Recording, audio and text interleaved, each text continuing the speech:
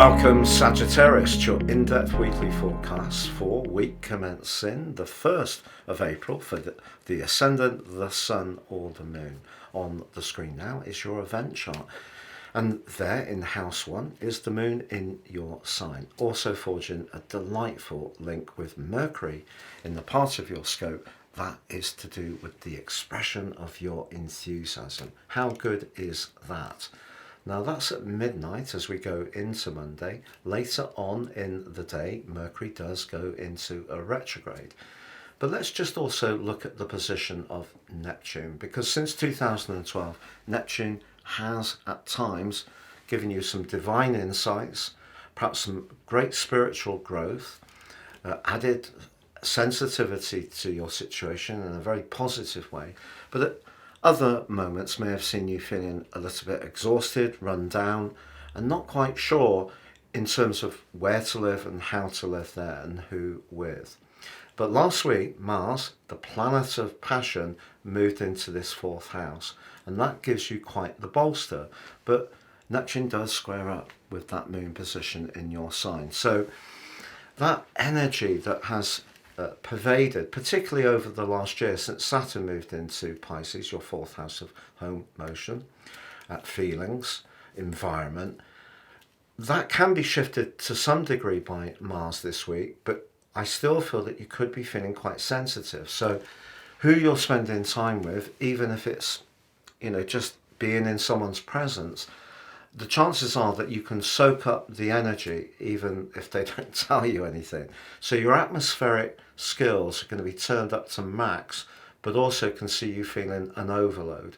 The good thing about Mars is that if there is anything practical that you want to catch up with in terms of where you live, it gives you more thrust and urgency, because Saturn may have made where you live or the people around you have seemed oppressive at times in the last 12 months.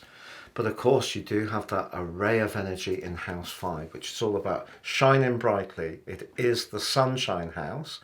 Mercury goes retrograde later on in Monday, but in the 5th house, maybe it's just going to give you an opportunity to rethink some of the ways you want to dazzle people with the brilliance of your ideas. This is where you can radiate.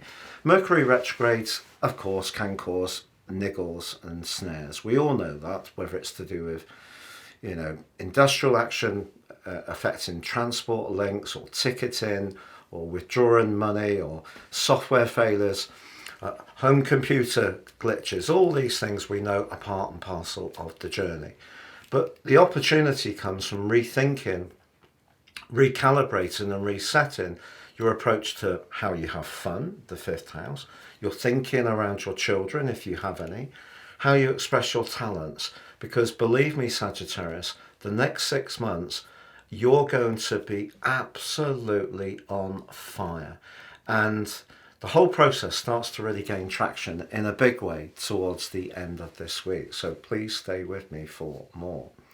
But at the start of the week, there is a very tender link, not just between the Moon and Neptune, but also Venus and the part of fortune. You may have a conversation with someone in your family or someone that you're very close to, which provides a lot of uplift, but particularly if they're very good at listening and give you the space to say how you feel.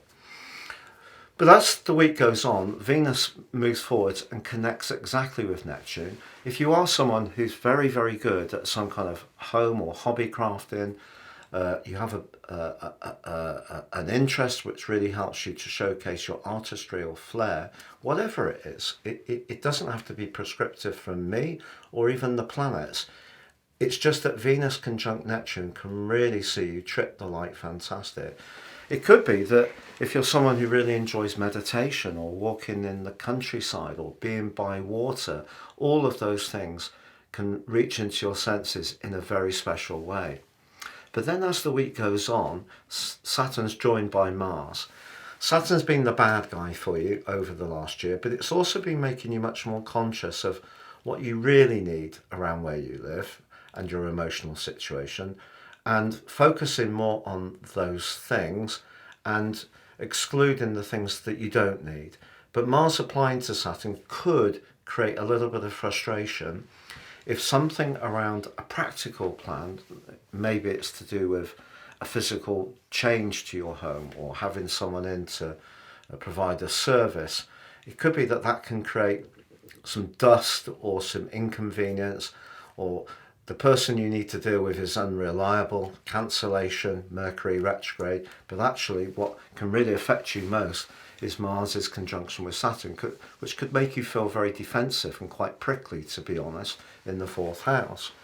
But on Friday, Venus glides, sachets into Aries. If you know your astrology, you'll know this is detrimented, but I love to push back on these essential dignities. So Venus for me in Aries is your 5th house. This is about children. This is about play, sociability. It's about where your warmth of personality, your allure are going to be turned up to max through to the 29th. But not just that. For the first time in over 200 years, Venus in Aries applies to Pluto in Aquarius in your 3rd house. Your words, your ideas, your passion, your mode of conveying things is really going to captivate someone. Truly it will. And also on the same day, the Sun applies to the retreating North Node, the point of destiny, the 5th house. And if the 5th house is an area that hasn't been working for you, if you feel that you lack connections to people, you don't have much opportunity to mix and mingle, people seem to be unaware of your talents, you don't get celebrated, you don't seem to get much attention. Just imagine the sun's full radiance pouring itself onto you, because that really is what's possible, because you can get an inner hunch developing with the sun's meeting to the North Node, which can really pull you in a direction which is really right for you at this current time.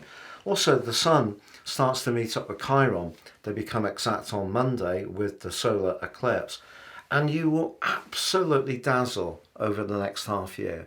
Whatever your circumstances are, you will make the most of it to demonstrate to people just what you have to offer.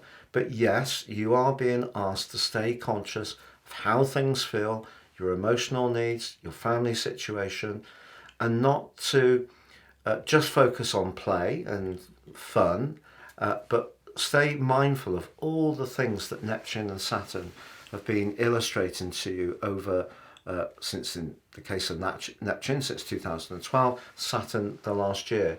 Because you need those things, because they are important. They're providing the wisdom to guide and protect you, and then in the right situations you can open up with the right people. So what an end to the week. There may be some niggles or frustrations on that practical level at home. Someone may get on your nerves in terms of a family member or someone close, but the big picture is absolutely sensational. It's been a real pleasure being with you, Sagittarius. I hope you have a great week. If you've yet to do so, please like, comment, share or subscribe.